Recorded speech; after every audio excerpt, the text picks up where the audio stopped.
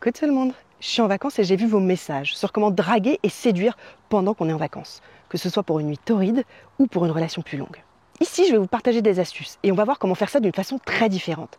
Rien à voir avec les vidéos de pick-up artistes ou de séduction qu'on voit sur internet, qui en fait marchent surtout sur les personnes qui ont des blessures ou qui n'ont pas vraiment confiance en elles.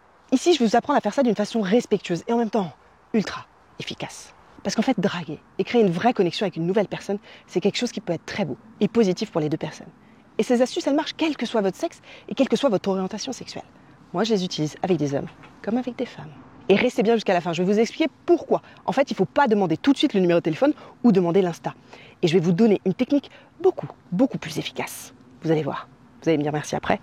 Bon, je me suis assise dans un champ, j'espère qu'on va m'entendre, j'espère qu'il n'y aura pas trop de bruit. Pour bien comprendre, la première chose que vous devez avoir en tête, votre intention, c'est de créer une première connexion avec cette personne sans envahir son espace. Et cette première étape, elle est identique, que vous cherchiez une relation sérieuse ou juste une nuit torride. Tout simplement parce que quand on rencontre une personne, on ne sait jamais ce qui va se passer et combien de temps ça va durer. Et c'est ça qui est ultra beau dans les relations humaines. Tout démarre de la même façon, par une première connexion. Et le but de cette première connexion, c'est quoi? C'est de passer d'inconnu potentiellement dangereux à inconnu intéressant, pas lourd et pas dangereux. C'est ça le but de cette première connexion que vous allez faire. Et dans 90% des cas, cette première connexion va se faire d'une façon totalement non verbale. Et c'est vraiment beaucoup moins intrusif que d'aller parler directement à la personne. Donc cette toute première connexion, on la crée par le regard, par le jeu des corps. Je te regarde, tu me regardes agir. Et tu vas me juger aussi en fonction de ça. Et une fois qu'on aura créé cette première connexion, et je vais vous expliquer en détail concrètement comment faire juste après, il y aura 3 pistes possibles, qui souvent se recoupent au début. La piste de l'amitié, la piste de la sexualité et la piste de la relation amoureuse. Et au début, on ne sait jamais dans quoi on va tomber. Et ça, c'est une autre étape de drague, de flirt, une fois qu'on a fait cette première connexion. Donc pour créer cette première connexion d'une façon efficace, on va utiliser 2 biais psychologiques. Alors attention, vous connaissez ma mentalité et l'ambiance de la chaîne. On n'est pas du tout dans des techniques de manipulation ici. On est plutôt à essayer de comprendre avec bienveillance l'autre être humain, pour se connecter d'une façon authentique et pouvoir créer des vraies relations. Le premier biais que vous allez utiliser, c'est le biais de l'attribution sociale. Ce biais, en fait, il explique comment des gens vont attribuer des causes à des comportements. Imaginons un comportement. Je balade un chien, je suis gentil avec ce chien. Les gens vont attribuer quoi comme cause à ce comportement de me voir balader un chien? Ils vont se dire que j'ai un chien et que je suis quelqu'un qui aime tous les animaux. Pourtant, c'est un raccourci, ils n'ont aucune autre indication. Ça se trouve, c'est pas mon chien, c'est le chien d'une amie. Et ça se trouve, j'aime pas tous les animaux, j'aime que les chiens. Donc vous voyez, les gens ils font souvent des raccourcis dans la tête basés sur des premières impressions, avec rien d'autre du tout pour les confirmer. Donc ce biais-là, vous allez l'utiliser pour cette première connexion. Concrètement, vous allez avoir un comportement positif pour que cette personne vous attribue à vous des caractéristiques positives. La cause en fait de ce comportement-là.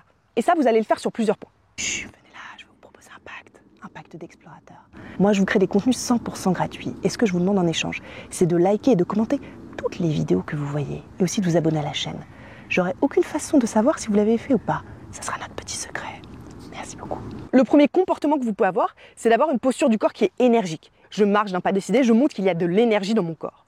Les gens vont attribuer quoi comme cause? Je suis une personne qui est énergique, qui est bien dans son corps. Parce qu'en général, une personne toute molle, c'est pas très attirant. Le deuxième comportement que je peux avoir, c'est de sourire. Et visuellement, d'ouvrir ma zone du corps. J'ai pas les bras croisés, j'ai pas une posture comme ça repliée en avant. J'ouvre ma zone du corps. J'envoie un signal très animal que je suis dans l'ouverture, en souriant. Donc ce comportement-là, les gens vont y attribuer une cause. La cause, c'est quoi? C'est que je suis une personne positive, je suis une personne disponible, je suis une personne ouverte, bien dans sa peau. L'autre comportement que je vais avoir, c'est d'être vraiment en écoute sur l'autre personne, d'écouter, d'hocher la tête, d'avoir des signaux d'attention, de remarquer des éléments de cette personne. Ce comportement-là va faire que la cause, la caractéristique qu'on va m'attribuer, c'est que je suis une personne sensible, qui écoute, qui n'est pas que intéressée par elle et qui n'est pas narcissique. Parce que ça, pour malheureusement le vivre souvent, c'est vraiment un critère qui peut être éliminatoire pour beaucoup de personnes. Si dès les premières interactions, on sent que l'autre personne elle est narcissique, elle pense qu'à elle, eh bien très souvent on ne va pas avoir envie d'aller plus loin. Ensuite, l'autre comportement qui est très important, c'est de ne pas coller l'autre personne. C'est de ne pas envahir son espace intime et vital. Ce comportement-là, de respecter les barrières et d'être respectueux, il va entraîner sur vous l'attribution d'une caractéristique d'une personne qui est respectueuse, à qui on peut faire confiance, qui respecte les barrières, qui respecte les limites. Et ça, c'est ultra important. Ça va vous faire passer d'individus potentiellement dangereux à individus intéressants. Et ça, c'est vraiment le but de cette première connexion. Donc pensez vraiment aux signaux de votre corps. Vous ne devez pas tomber dans le côté prédateur, j'envahis ton espace, et vous ne devez pas non plus inspirer de la fermeture. Je suis comme ça, je ne suis pas disponible, je regarde ailleurs. Donc je suis disponible Et je ne suis pas un prédateur ou une prédatrice. Et ce qui peut aider pour que votre corps il envoie ce message, c'est de penser à des choses qui sont positives. À se dire, ok, je veux vraiment me connecter à fond à cette personne-là, pas d'une façon superficielle. Ok, je suis d'accord d'être vraiment ouvert, de montrer qui je suis. Encore une fois, même si c'est que pour un soir. Parce que souvent, il y a un amalgame là, dans la tête des gens. Vraie connexion voudrait dire relation de couple, relation durable. Alors que pas du tout. On peut se connecter vraiment. On peut avoir une connexion qui est authentique, qui est réelle avec une personne, dans l'ouverture, et pourtant que cette rencontre, ce partage, il reste éphémère. Et une fois que dans ces premières secondes, ces premières minutes, vous avez réussi à passer d'individu dangereux à individu intéressant, vous allez avoir une aide invisible avec vous qui va vous aider pour la suite. C'est quoi? C'est le cerveau de cette personne qui va jouer pour vous. C'est ce qu'on appelle le biais de confirmation. Concrètement, notre cerveau, il a envie de valider qu'on a eu raison au début.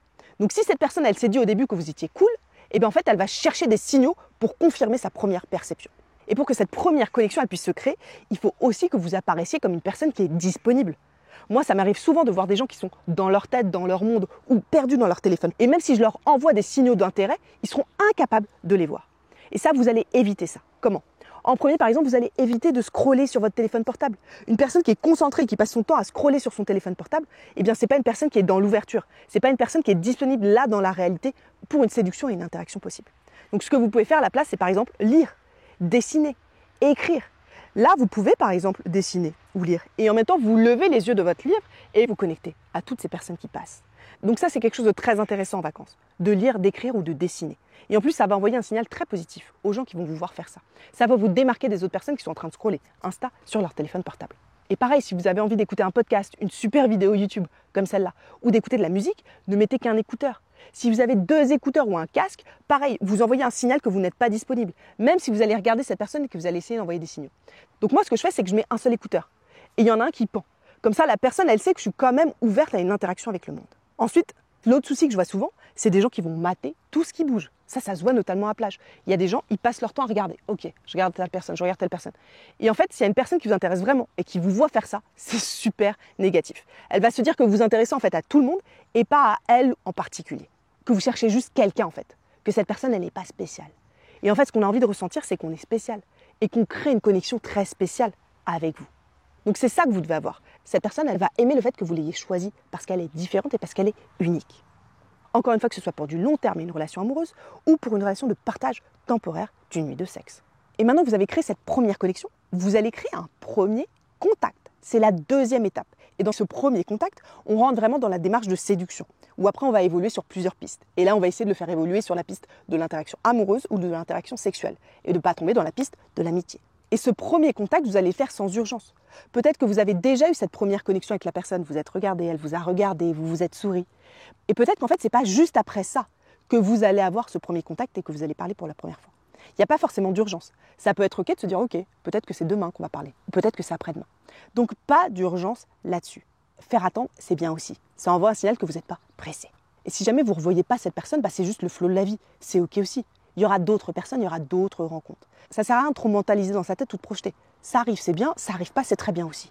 Et c'est pour ça qu'en vacances, ça peut être intéressant d'avoir des routines, d'aller tous les jours un petit peu au même endroit pour créer de la régularité. Pour que ces premières connexions que vous allez peut-être avoir, elles puissent évoluer ensuite en premier contact et pas forcément au même moment. Donc, pour ce premier contact, on va faire plusieurs choses. En premier, on va remarquer des éléments différenciants de cette personne. Peut-être que cette personne elle a un tapis de yoga.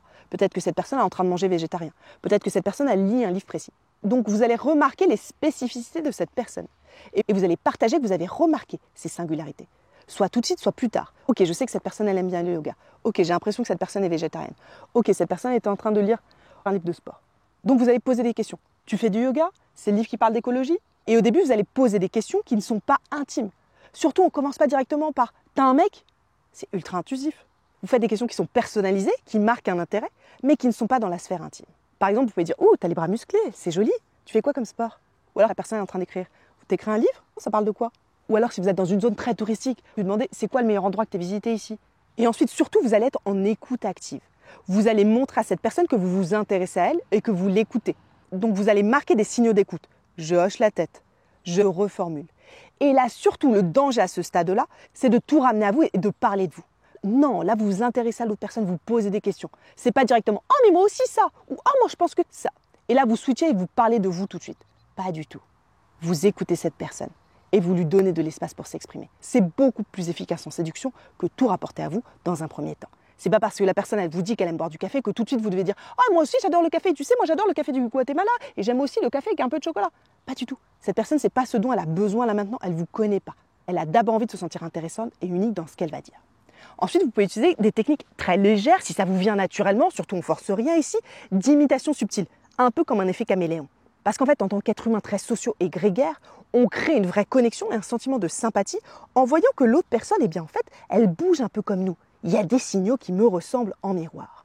Ça peut être vraiment dans le corps, sur des positions. Je ne sais pas, peut-être la personne elle touche son bras. Et ça, c'est aussi bien dans le corps, dans la position du corps, dans la façon dont je tiens mon corps, que dans le langage, que dans les mots que j'utilise. Donc par exemple, je peux subtilement utiliser la même expression que la personne. Si la personne aime bien dire c'est trop génial ça, à un moment vous pouvez caler un c'est trop génial ça.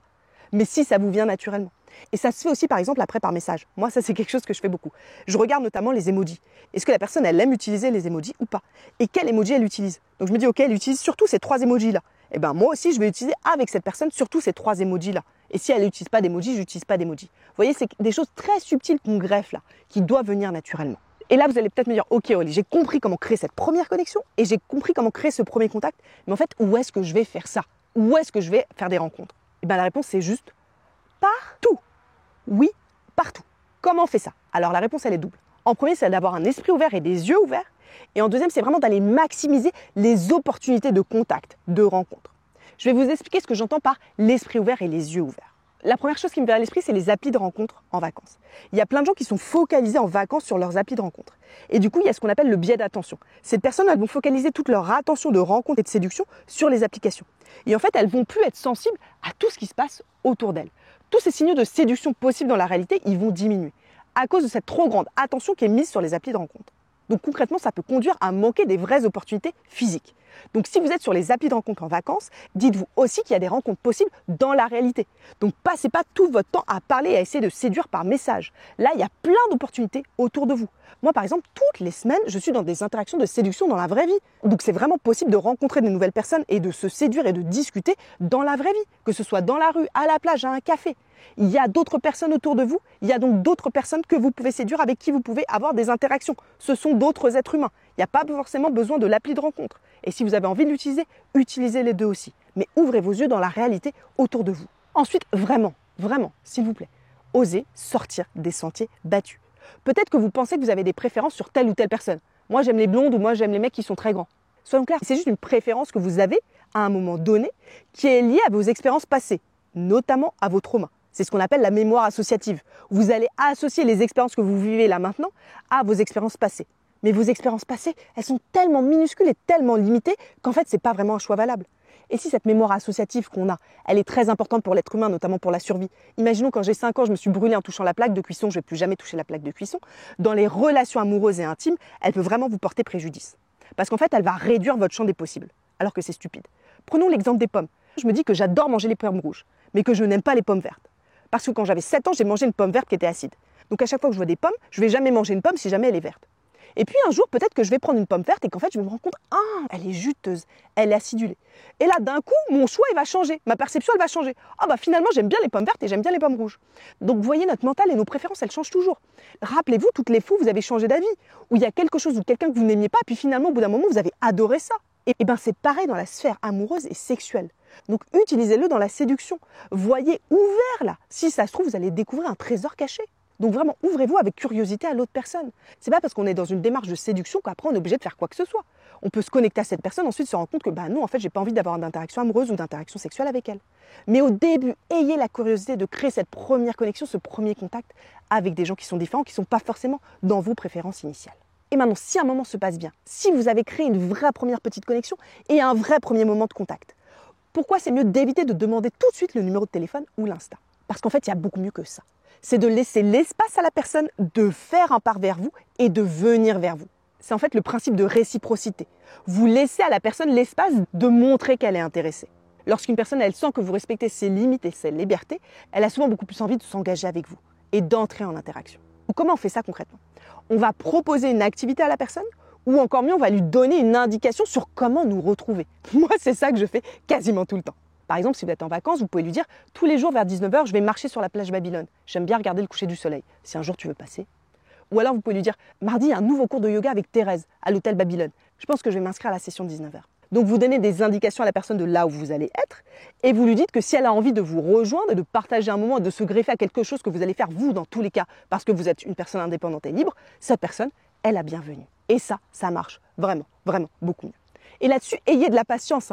Peut-être que la personne ne va pas venir à la première fois ou la deuxième fois. Peut-être qu'en fait, elle va mettre 10 jours à venir. Et c'est pas très grave parce qu'au final, elle aura respecté son propre rythme. Voilà, vous avez plein d'astuces sur comment séduire et vous connecter vraiment en vacances. Et acceptez d'avoir l'esprit ouvert, d'être curieux. Ici, on est des explorateurs. Et ça s'applique aussi au monde de la rencontre et des connexions qu'on crée avec les autres personnes. Pas que sur la sphère intime et sexuelle. Merci beaucoup à vous et profitez bien de vos vacances.